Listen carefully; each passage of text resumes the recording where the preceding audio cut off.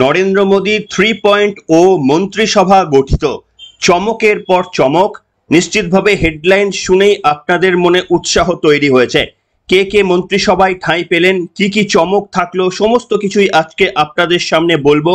এবং সব থেকে তাৎপর্যপূর্ণ বিষয় হলো, গতকাল আপনাদের সামনে বলেছিলাম যে পাকিস্তানের তরফ থেকে বা পাকিস্তানের বিদেশ মন্ত্রী তিনি বলেছেন এখন মোদীকে শুভেচ্ছা জানানোর সময় হয়নি, কিন্তু আপনাদের সামনেই আজকে দেখাবো পাকিস্তানের প্রধানমন্ত্রী নরেন্দ্র মোদীর সরকার গঠনের পর তাকে শুভেচ্ছা জানিয়েছেন। একমাত্র এবং শুধুমাত্রই বাদ থাকলেন আমাদের এই গর্বের পশ্চিমবঙ্গ এবং আমাদের এই গর্বের প্রশাসন মমতা বন্দ্যোপাধ্যায় তৃণমূলের সরকার। শুধুমাত্র তারাই শুধু অসৌজন্যতার নজির সৃষ্টি করলেন। পাকিস্তানের প্রধানমন্ত্রী পর্যন্ত প্রধানমন্ত্রী নরেন্দ্র মোদীর এই সরকার গঠনের সৌজন্যতা দেখানোর মতো মানসিকতা দেখালেও রাজ্যের মুখ্যমন্ত্রী মমতা বন্দ্যোপাধ্যায় দেশেরই নির্বাচনে অংশগ্রহণ করে নতুন সরকারকে অভিনন্দন জানালেন না, বরঞ্চ কারেন্ট অফ করে সারাদিন ধরে বসে থাকলেন। এই হচ্ছে পশ্চিমবাংলা আর আমরা পশ্চিমবঙ্গবাসী। নমস্কার, welcome to simple as A BC. আপনাদের সকলকে স্বাগত জানিয়ে শুরু করছি আজকের বিশেষ খবর। আসুন আপনাদের প্রথমেই পরিচয় করিয়ে দিই মোদীর মন্ত্রিসভায় ক্যাবিনেট মিনিস্টার হিসেবে কাদের কাদের জায়গা হলো এবং কি বা চমক। প্রথম 5টি নাম আপনাদের সামনে বলছি, আপনারা দেখুন তো চমক খুঁজে পান কিনা। অমিত শাহ, তিনি হচ্ছেন গৃহমন্ত্রী বা হোম মিনিস্টার। নির্মলা সীতারামন, তিনি হচ্ছেন অর্থমন্ত্রী বা ফাইন্যান্স মিনিস্টার। এস জয়শঙ্কর, তিনি হচ্ছেন বিদেশ মন্ত্রী বা এক্সটার্নাল অ্যাফেয়ার্স। রাজনাথ সিং, তিনি হচ্ছেন ডিফেন্স মিনিস্টার বা প্রতিরক্ষা মন্ত্রী। অশ্বিনী বৈষ্ণব, তিনি হচ্ছেন রেলওয়েজ মিনিস্টার বা রেল মন্ত্রী। প্রথম যে সব থেকে ভারতের গুরুত্বপূর্ণ 5টা মন্ত্রিত্বের নাম করলাম, এখানে কি আপনারা কোনো চমক দেখলেন? আশা করি আপনারা কোনো চমক দেখেননি, তার কারণ মোদী 2.0 মন্ত্রিসভায় যারা যারা যে মন্ত্রিত্বে ছিলেন এক্স্যাক্টলি প্রথম 5জন সব থেকে বেশি গুরুত্বপূর্ণ 5জন লোক, তারা একই মিনিস্ট্রির দায়িত্বে আরো একবার নতুন মন্ত্রিসভায়। তাহলে আপনারা প্রশ্ন করতেই পারেন কেন আমি চমকের পর চমক লিখেছি আমার থাম্বনেলে, বা প্রথমেই বা কেন বললাম চমকের পর চমক।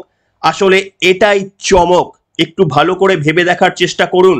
আনন্দবাজার পত্রিকা সহ পশ্চিমবঙ্গের সমস্ত 90% যে মিডিয়াগুলো রয়েছে, যারা শাসক দলকে সন্তুষ্ট করে খবর করার চেষ্টা করে, এই নির্বাচনের ফল প্রকাশের পর যখন আনন্দে তারা মেতেছিল, তখন প্রথমত তারা বলছিল যে এই সরকার গঠন করতে পারবে না মোদী, যদি করে তাহলে অত্যন্ত দুর্বল সরকার হবে এবং বিশেষ করে টিডিপি এবং জেডিইউদের নিয়ে তাদেরকে সরকার গঠন করতে হবে।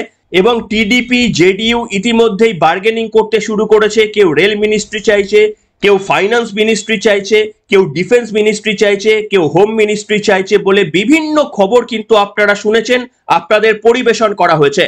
আর আপনাদের আমি দেখালাম একেবারে সিদ্ধান্ত নেওয়ার পর প্রথম 5টি নামের মধ্যে কোনো বদল নেই, অর্থাৎ এই সরকার যে দুর্বল নয়। সংবাদ মাধ্যমগুলি আপনাদের যা যা খাওয়ানোর চেষ্টা করে একেবারে তৃণমূল কংগ্রেসের লাইন মেনে, সেটা যে সম্পূর্ণ ভুল। প্রথম 5টি নাম দেখলেই আপনারা পরিষ্কার হয়ে যাবে। মোদী 3.0 একই রকম ভাবে শক্তিশালী যেমন মোদী 2.0 ছিল, কারণ প্রথম 5টি মিনিস্টারের মধ্যে সেখানে কোনো শরিক দলকে মন্ত্রিত্ব দেওয়ার প্রয়োজন বোধ করেনি। এতটাই কিন্তু সাহস রাখতে পারে মেজরিটি না পাওয়া সত্ত্বেও বিজেপি।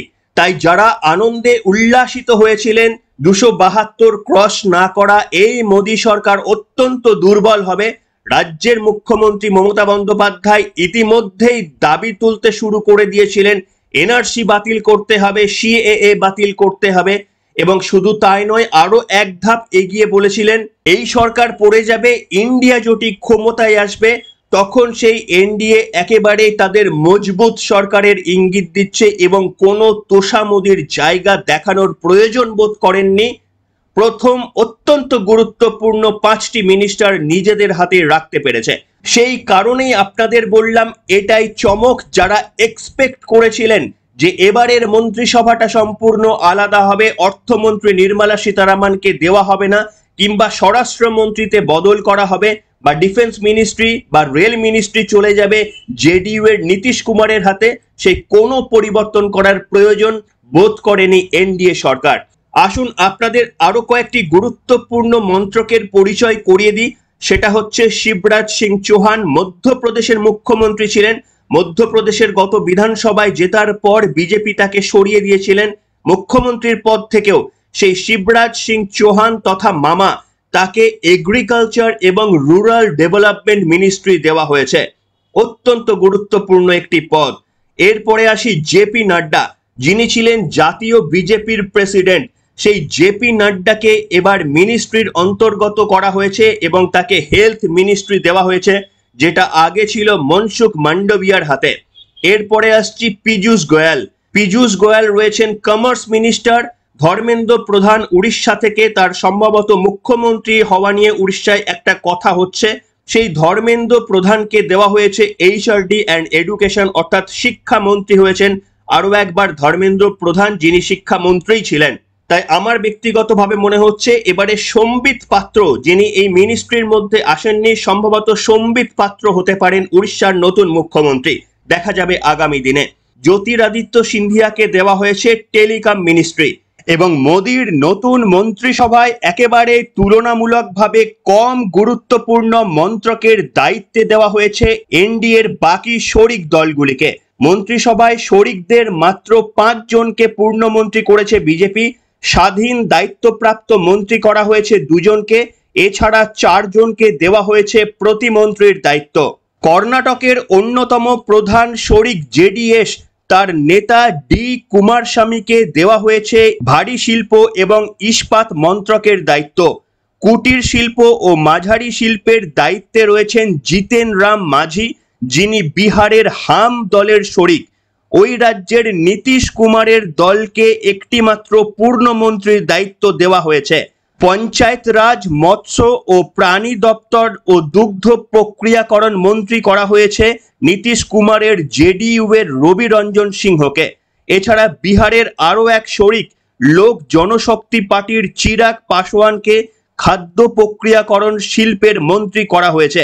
বিজেপির অন্যতম প্রধান শরিক টিডিপি, চন্দ্রবাবু নাইডুর টিডিপি দলকে দেওয়া হয়েছে অসামরিক বিমান চলাচল মন্ত্রকের দায়িত্ব। এই দপ্তরের মন্ত্রী করা হয়েছে টিডিপি সাংসদ কিঞ্জারাপু রামমোহন নাইডুকে। এবং আপনাদের দেখাতে চাইবো পশ্চিমবঙ্গের ভাগ্যে 2টি মন্ত্রিত্বের শিখে এতদিন পর্যন্ত ছিঁড়েছিল। আপনারা সকলেই জানতেন যে সুকান্ত মজুমদার এবং শান্তনু ঠাকুরকে প্রতিমন্ত্রী করা হয়েছিল। তারা কোন কোন দপ্তর পেলেন? সুকান্ত মজুমদারকে ডুবেল দায়িত্বে রাখা হয়েছে। তিনি একদিকে শিক্ষা প্রতিমন্ত্রী হিসাবে দায়িত্ব নেবেন, অন্যদিকে উত্তর পূর্বাঞ্চল উন্নয়ন মন্ত্রকের প্রতিমন্ত্রী হিসাবেও দায়িত্ব পালন করবেন। অর্থাৎ প্রথমবার মন্ত্রী হয়ে দুটো দপ্তরের প্রতিমন্ত্রী করা হয়েছে সুকান্ত মজুমদারকে, একটি শিক্ষা প্রতিমন্ত্রী এবং উত্তর পূর্বাঞ্চল উন্নয়ন মন্ত্রকের প্রতিমন্ত্রী করা হয়েছে তাকে। মনে রাখবেন, অত্যন্ত গুরুত্বপূর্ণ একটা পদক্ষেপ। তার কারণ পশ্চিমবঙ্গে যেভাবে নিয়োগ দুর্নীতি হয়েছে, শিক্ষা নিয়ে দুর্নীতি হয়েছে, সেইখানে এই রাজ্যের প্রথম সারির মুখ ছিলেন সুকান্ত মজুমদার, যিনি এই নিয়োগ দুর্নীতি নিয়ে তীব্র সমালোচনা করেছিলেন তৃণমূল কংগ্রেসের বিরুদ্ধে। তার হাতে রয়েছে কিন্তু প্রতিমন্ত্রীর দপ্তর, তাও আবার শিক্ষা প্রতিমন্ত্রীর দপ্তর। তাই তৃণমূল কংগ্রেসের চিন্তা কি আরো কিছুটা বাড়লো? তার কারণ এখনো পর্যন্ত শিক্ষা সংক্রান্ত বিভিন্ন মামলা সুপ্রিম কোর্টে ঝুলে রয়েছে। সুপ্রিম কোর্ট খুললেই সেই সমস্ত মামলার শুনানি শুরু হবে। এর মধ্যেই কিন্তু সুকান্ত মজুমদারকে শিক্ষা প্রতিমন্ত্রী করা হলো, যা মনে হয় তৃণমূল কংগ্রেসের চিন্তার ভাঁজ কিছুটা আরো কপালে ফেলবে। এবং শান্তনু ঠাকুর, যিনি গতবারেও জাহাজ প্রতিমন্ত্রী ছিলেন, এবারেও তাকে জাহাজ প্রতিমন্ত্রী হিসাবেই রেখে দেওয়া হয়েছে। এই মোটামুটি আপনাদের সামনে বললাম। আর এটা শোনার পর আপনারা কারা কারা মনে করছেন যে অত্যন্ত দুর্বল একটি সরকার গঠন হয়েছে এবং বিজেপি কার্যত মাথা নুইয়ে ফেলেছে সমস্ত শরিকদের কাছে? তার কারণ অত্যন্ত গুরুত্বপূর্ণ পদগুলি শরিকদের কাছে জমা রাখতে হয়েছে, না হলে তারা সরকার ভেঙে দেওয়ার হুমকি দিয়েছে। এরকম কোনো কি চোখে আপনাদের পড়লো? সব থেকে গুরুত্বপূর্ণ মন্ত্রিত্বগুলো একেবারেই বিজেপির হাতে রাখা হয়েছে। এবং বিভিন্ন নিউজ পেপারে যে ছড়িয়ে পড়েছিল যে মারাত্মক দর কষাকষি হচ্ছে, নীতিশ কুমার, চন্দ্রবাবু নাইডু তারা নাকি বড় বড় মন্ত্রক চেয়েছেন এবং সেই মন্ত্রকগুলো কার্যত দিতে চাইছে না নরেন্দ্র মোদীর সরকার, একটা মনোমালিন্যের অবস্থা পরিণত হয়েছে। আপনারা যদি আনন্দবাজার ডিজিটালের পত্রিকা ফলো করেন তাহলে দেখবেন মোদী সরকার বিপাকে সকাল থেকে রাত পর্যন্ত অন্তত 10টা খবরের শিরোনাম এইভাবে প্রকাশ করা হচ্ছে। কোনো একটা ঘটনাকে কেন্দ্র করে বলা হচ্ছে মোদী সরকার বিপাকে, এ মন্ত্রিত্বের দাবি করেছে মোদী সরকার বিপাকে, ও বলছে এই মন্ত্রিত্ব চায় মোদী সরকার বিপাকে। এই রকম ভাবে মানুষের সামনে কার্যত একটা দুর্বল সরকার গঠন করা হচ্ছে বলে নির্বাচন পরবর্তী বিজ্ঞাপন চালাচ্ছে আনন্দবাজার সহ বিভিন্ন পত্রিকাগুলি। সেইখানে আপনাদের যে মিনিস্ট্রি ক্যান্ডিডেট গুলো দেখালাম, সেখানে গিয়ে কোথাও কি মনে করছেন যে দুর্বল সরকার গড়তে চলেছে? তাই যারা মনে করছিলেন যে সমস্ত এজেন্ডাগুলো মোদী সরকার নিয়েছিলেন, ইউনিফর্ম সিভিল কোড কিংবা ওয়ান নেশন ওয়ান ইলেকশন, সেগুলো হবে না, রূপায়ণ করতে পারবে না বিজেপি। তার কারণ হচ্ছে বাকি শরিক দল মেনে নেবে না। এই মিনিস্ট্রি স্ট্রাকচারাল দেখে আশা করি আপনাদের কনফিডেন্সের কোনো অভাব হবে না যে এই সরকার অত্যন্ত আত্মনির্ভর, এবং নিশ্চিতভাবে আত্মনির্ভরতার কারণ মোদী সরকার ব্যাকআপের ব্যবস্থা করে রেখেছেই বলে তো এত গুরুত্বপূর্ণ সিদ্ধান্ত নিতে পেরেছে। আপনাদের বলেছিলাম কয়েক মাসের অপেক্ষা করুন, দেখতে পারবেন হয়তো একদিন আত্মনির্ভর হয়ে গিয়েছে মোদি 3.0, এই জামানাতেও দেখবেন আত্মনির্ভর হয়ে গিয়েছে। সেই কারণে শরিক দলগুলো সম্ভবত খুব ভালো করেই জানেন এই মুহূর্তে দর কষাকষি করতে গেলে হয়তো নিজেরাই বিপদে পড়ব। আর তারই ইঙ্গিত মিলল মোদী সরকারের গঠন করা নতুন মন্ত্রিসভায়। কি বলবেন আপনারা? এবং নিশ্চিতভাবে যে যে ধামাকাগুলো দেখার প্রতীক্ষায় আমরা রয়েছে, প্রধানমন্ত্রী নরেন্দ্র মোদী এমনকি জয়ী হওয়ার পরেও যে বক্তব্য বলেছিলেন যে আপনারা নিশ্চিতভাবে ধামাকা দেখবেন, সেই ধামাকা দেখার প্রতীক্ষায় থাকলাম এই মন্ত্রিসভা দায়িত্বে আসার পর। এবং আমরা আশা করব ভারতবর্ষকে 5 থেকে 3 নম্বর শক্তিশালী অর্থনীতির দেশে পরিণত করতে পারবেন নরেন্দ্র মোদী, যেমনটা তিনি বলেছিলেন। এছাড়াও বিভিন্ন দিক থেকে মানুষের উন্নতি করতে পারবেন, এটুকুই শুধু আশা করব। আপনাদেরও মন্তব্য লিখে জানান, এবং রাজ্যের মুখ্যমন্ত্রী মমতা বন্দ্যোপাধ্যায় যেন অন্ধকার ঘর থেকে এবার একটু আলোর দিকে বেরিয়ে আসেন, এই প্রার্থনাও আপনাদের করার জন্য রিকোয়েস্ট করে আজকের পর্ব এখানে শেষ করলাম।